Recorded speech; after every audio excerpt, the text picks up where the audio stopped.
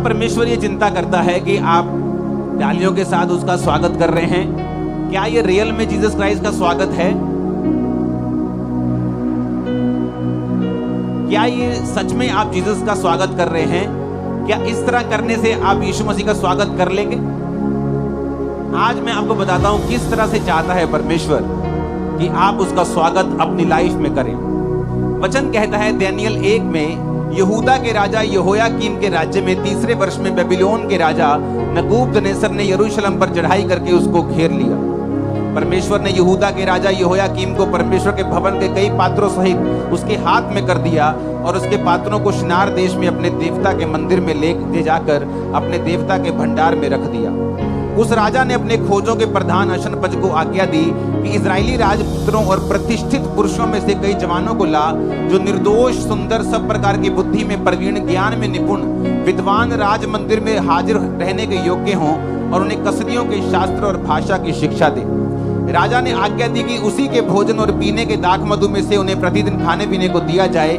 इस प्रकार 3 वर्ष तक उनका पालन पोषण होता रहे, तब उसके बाद वो राजा के सामने हाजिर किए जाए।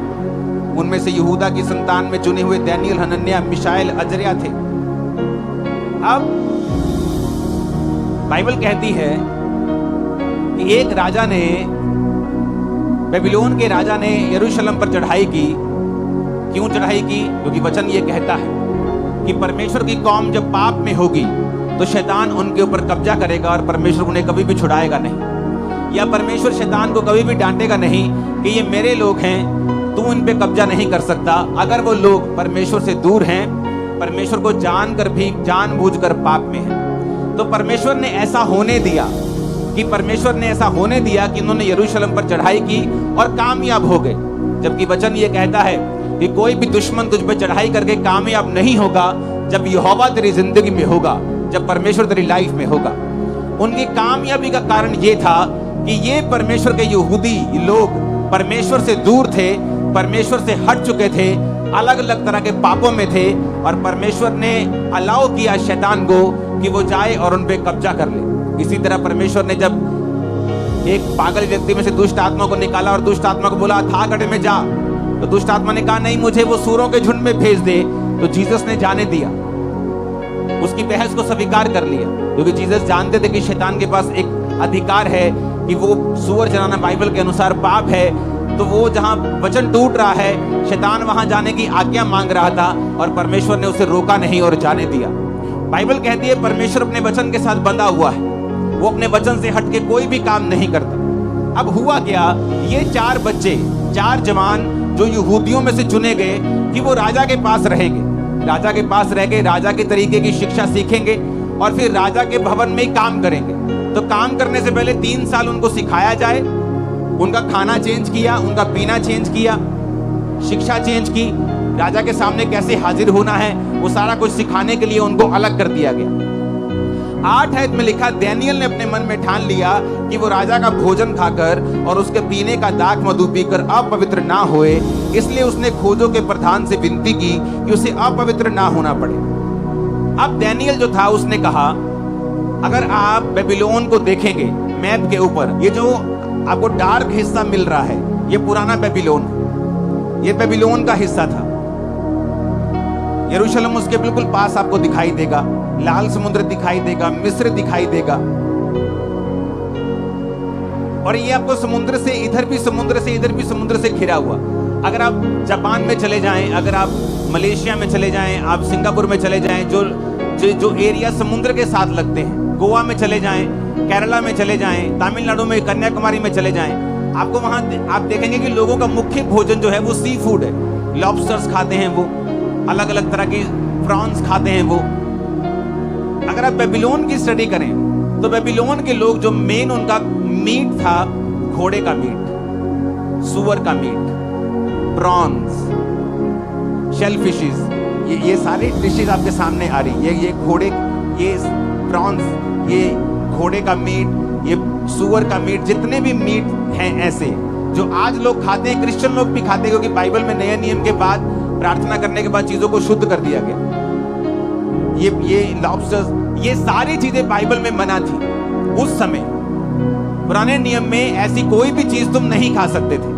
अब देखो मेरी तरफ, डैनियल को मालूम था कि अगर मैं बोलूंगा कि नहीं मुझे सिर्फ चिकन खा सकता हूं, मैं सिर्फ मटन खा सकता हूं, तो गड़बड़ हो जाएगी, क्योंकि कभी कोई मीट बॉल आ रही है, कभी किसी में कुछ है, उसने फैसला किया कि छोड़ो बात, हमने खाना ही नहीं, हमने मना कर देना है कि हमने मीट ये वाला खाना ही नहीं है। और दूसरी स्टडी बेबीलोन की ये कहती है कि जब वो खाना और दाखमधु ये दोनों चीजें उनके पास होती थी, तो वो अपने देवताओं को जिनको वो मानते थे उनके सामने उनका भोग लगाकर उनको चढ़ाकर फिर वो ऐसी रीति के साथ भी उनको खाते थे। तो डैनियल को ये दोनों चीजें मालूम थी, उसने मन में ठान लिया। ठानने का मतलब क्या होता है कि उसको मालूम था कि मैं अगर ये करूंगा तो परमेश्वर मेरे से प्रसन्न नहीं होगा, परमेश्वर मेरे से खुश नहीं है, मुझे विपरीत परिस्थितियों में भी परमेश्वर के वचन पे चलना होगा अगर मैं सचमुच प्रभु से प्यार करता हूं। तो आज लोग डालियां उठा के लंबे लंबे हाथ ऐसे तो कर सकते हैं, लेकिन क्या उनकी लाइफ में सचमुच परमेश्वर है? क्या उन्होंने प्रभु का स्वागत अपनी जिंदगियों में किया हुआ या नहीं? अगर नहीं किया हुआ तो डाली चाहे इससे भी बड़ी लेके ऐसे ऐसे कर लो, परमेश्वर के राज्य में उसकी कोई भी वैल्यू नहीं है। अगर आपकी लाइफ में जीसस क्राइस्ट हैं, फिर उसकी वैल्यू है जो आप कर रहे हैं। आमीन। चाहे आप एक दास को ठंडा पानी नहीं पिला रहे, चाहे आप एक डाली क्यों नहीं लेके आ रहे, चाहे आप हालेलुया बोल रहे हैं, फिर सब चीजों का मतलब भी है, सब चीजों का असर भी है, सब चीजें आपके लिए फायदेमंद भी हैं। लेकिन अगर जीसस क्राइस्ट का वचन आपके हृदय में नहीं है, विपरीत परिस्थितियां, वो यंग एज में अपने घर वालों से अलग कर दिए गए। डैनियल बोल सकता था कि भाई मैं छोटा सा हूं, राजा को अगर बोलूंगा, राजा के बंदे को मुझे ये नहीं खाना, मुझे ये नखरे करूंगा, अगला मारेगा, अगला निकाल देगा, मृत्यु दंड दे देगा। लेकिन वचन कहता है कि डैनियल ने मन में ठान लिया। एक चीज अब ठान लेते कि नहीं, अब ये काम नहीं करना है, अब ये पाप नहीं करना है, नहीं अब नहीं झुकना शैतान के सामने, नहीं अब व्यभिचार में नहीं जाना है, नहीं मुझे अब ये काम नहीं करना है, नहीं मुझे बपतिस्मा लेना है, नहीं अब मुझे नहीं डरना है, नहीं अब मुझे सुसमाचार देना है, अब मुझे किसी बात की परवाह, ठान लेना। बाइबल कहती जब उसने मन में ठान लिया कि वो नहीं खाएगा, अगली आयत देखो, स्वर्ग खुला उसके लिए। क्या लिखा?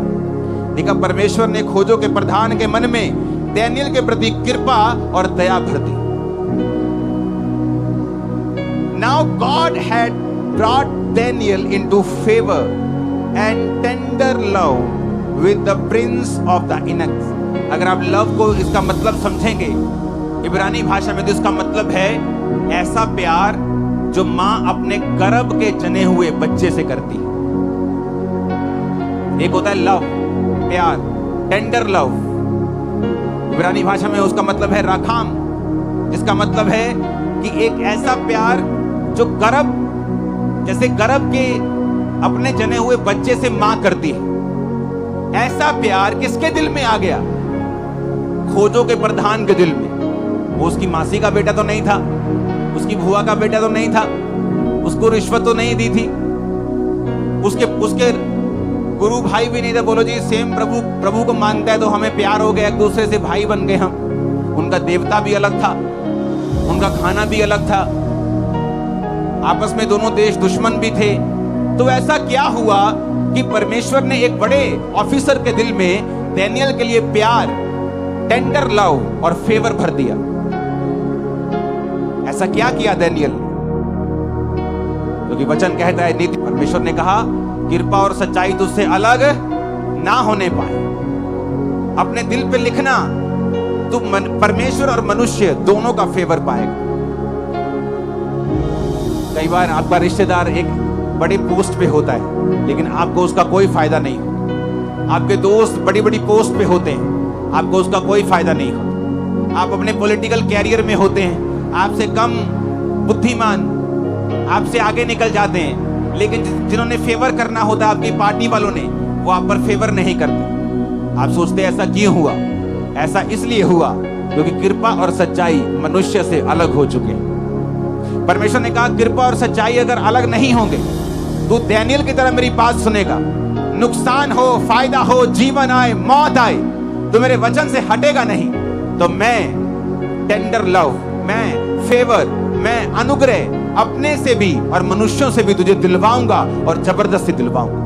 जब भी, मेरी बात कान खोलकर सुनना, जब भी तुम अपने स्वाद, अपने जीवन, अपनी इच्छाओं, अपनी अभिलाषाओं को मार दोगे, कुछ ऐसा पैदा होगा जो फ्यूचर में तुम्हें जीवन देगा। जिस दिन तुम सीख लोगे फ्यूचर में जो चीज तुम्हें सेव करने वाली है, वो आज से परमेश्वर तुम्हारी लाइफ में देना शुरू कर देगा। इमेजिन करो डैनियल डर जाता, या स्वाद में बहक जाता। आप इमेजिन करो आपके सामने, आपने रोज आपके सामने मेथी आ रही है, मेथी आलू कोड़े कोड़े, और आपके सामने 4-5 लोग रोज अलग अलग तरह की फाइन डिशेस खा रहे हैं। आप सोच रहे हो यार चंगा मैं मसीह आ गया, मेरा तो सारा काम ही खराब हो गया। खा मेथी रहे हैं, देख उसके चिकन रहे हैं, और पानी निकल रहा है मुंह से कि यार मर गए, भूख लगी है, क्या करें। चलो हमारी मजबूरी है, हमने कौन सा खुद का है, हमें तो खाना ही पड़ेगा, हम किसी के पास अधीन हैं, हम तो किसी के गुलाम हैं। वो रोज उनको खाता हुआ देखता था, पर अपनी जीभ के ऊपर काबू किया। प्रॉब्लम यह है कि आपकी लाइफ में आपने जीसस का स्वागत नहीं किया हुआ। अगर किया होता, जब आप मोबाइल चला रहे हैं और फेसबुक चला रहे हैं और एक नंगी औरत आपके सामने आती है, आप उसको स्किप कर देंगे, क्योंकि आपको मालूम है आपकी आंखों पर के कंट्रोल के बाद कुछ पैदा होगा जो स्पिरिचुअल होगा, जो लाइफ सेविंग होगा, जो फ्यूचर में आपकी महिमा करेगा। प्रॉब्लम क्या है? सोचो अगर डैनियल खाता रहता तब तो उसे कुछ नहीं होता, वो मरता थोड़ी, बल्कि राजा उसको अपने राजा उसको अपने काम देता, उसको वो सीखा हुआ था। लेकिन जिस दिन ये आज्ञा निकली कि अगर तुम में से कोई भी मेरे सपने का अर्थ नहीं बता पाएगा, भाई साहब मैं गारंटी देता हूं डैनियल उस दिन मर जाता। चाहे ये घटना 15 साल बाद की है, चाहे 20 साल बाद की है। आप अगर परमेश्वर में चलेंगे, दिमाग पर काबू रखेंगे, जीभ पर काबू रखेंगे, डर पर काबू रखेंगे, आंखों पर काबू रखेंगे, परमेश्वर आपको आज वो देगा जो कल आपको सेफ करेगा, ऊंचा करेगा, ग्लोरियस करेगा, इज्जत देगा, महिमा को बढ़ाएगा। आमीन, ऊंचा चाहिए। अच्छा, बहुत लोगों को क्या लगता है, एक ग्रुप में 5 लोग हैं, एक सेवा में 100 लोग सेवा कर रहे हैं, 50 व्यभिचार में हैं, 50 पवित्रताई में हैं। जब वो चलते जाते हैं, सबकी प्रमोशन होती है, मुझे लगता है ले मैं बाप दे बेचा, यदि भी तनख्वाह 25 होगी, 30 हो गई, मेरी भी 30 हो गई, ये भी ठीक ठाक है, अब्बा भी ठीक ठाक है, ये भी बाइक पे आता है, मैं भी बाइक पे आता हूं। लेकिन बात वो नहीं, तब फर्क नहीं पड़ेगा। लेकिन एक समय आएगा जब फर्क दिखेगा भी, नुकसान भी होगा और फर्क भी दिखेगा, और तब वो इरिवर्सिबल होगा।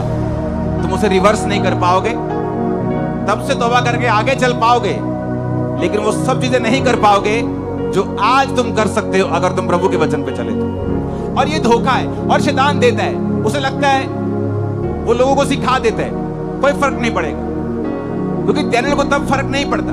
वो खाता पीता, दाख मधु पीता, एंजॉय करता, वाइन पीता, अलग अलग तरह की, आज स्कॉच चल रही है, आज दाख मधु चल रहा है, आज रेड वाइन चल रही है, व्हाइट वाइन चल रही है, शैंपेन चल रही है, आज खाना चल रहा है, हॉर्स मीट आ रहा है, स्टेक आ रहे हैं, आज प्रॉन्स आ रहे हैं, लॉबस्टर आ रहे हैं, चलने दो। लेकिन कितने साल तक? 10 साल, 15 साल। उसके बाद एक परीक्षा आती जिसमें वो मरता और सदा के लिए चला जाता। जिस तरह बहुत से यहूदी मर गए, उनका नाम कुछ बाइबल में है, कुछ का नहीं है, डैनियल भी उनमें होता, वो उस भीड़ में वो भी शामिल हो जाता, उसका नाम हम जानते भी नहीं, लेकिन उसका नाम आज हम क्यों जानते हैं? उसने फैसला किया, मैं स्वाद के पीछे नहीं जाऊंगा, मैं डरूंगा नहीं, कोई कुछ भी हो जाए, मेरे को मार दे, मेरे को रख ले, मेरे को बंधुआ मजदूर बना ले, मेरे को जेल में डाल दे, मेरे को सख्त मजदूरी का हुक्म दे दे, मैं ये नहीं खाऊंगा। ठान लिया, और परमेश्वर ने उसे निशानी दी कि देख, टेंडर लव, ऐसा लव जो मां बच्चे से करती है, देख खोजों के प्रधान के मन में परमेश्वर ने डाल दिया। जब आप परमेश्वर में चलने की कोशिश करते हो, चलते हैं, आपको निशानियां मिलती हैं, आपको वो मिलता है जो लोगों को नहीं मिल रहा। फेवर मिलता है, लाइफ आसान होती है, पीस आता है, शांति आती, चीजें आसान होनी शुरू होती। जस्ट एक निशानी आपको मिलती है, आपको इनकरेज करने के लिए कि अभी आपको और बढ़ना है और परमेश्वर में चलना है। कितने मेरी बात को समझ रहे हैं? और सोचो अगर आप पाप में हैं और हाथ में डाली पकड़ी है तो परमेश्वर के लिए तो कॉमेडी है ना? नहीं है कॉमेडी? वो कॉमेडी है ना? कि स्वर्गदूत हंस रहे होंगे कि अभी जब ये डाली उठाकर घर जाएगा सबसे पहले ब्लू फिल्म ऑन करेगा। तो वो कॉमेडी है, ये फिर कॉमेडी होगी, क्योंकि रियल स्वागत वही कर रहा है जो वचन पे चल रहा है। दुखों में भी, सुखों में भी, बढ़कर भी, घटकर भी, आगे जाकर भी, पीछे रह के भी, फ्रंट पे आके भी, बैक पे रह के भी।